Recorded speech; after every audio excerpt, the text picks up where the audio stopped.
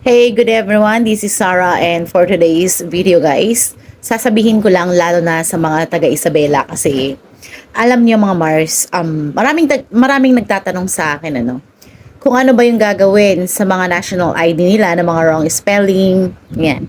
Kahit na isang letter lang, no? Hindi tayo pwedeng magpa-correct mga Mars dito sa PhilSys dito sa Santiago, ano? Ang gagawin po ninyo, pumunta po kayo sa Tugigaraw, Cagayan. Okay. Sa mga taga Isabela lang ito, ano?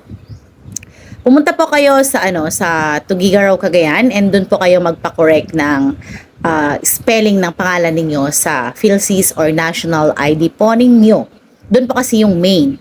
And as of now, sabi dito sa Robinson's Place sa office nila dyan, hindi daw po sila nagko-correct. Naghihintay lang daw po sila ng anong tawag nito?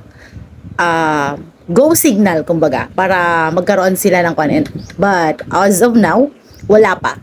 So, sa mga nagmamadali, pumunta po kayo. May mga clients kasi ako na nagtatanong kung requirements kasi nila yon for DFA.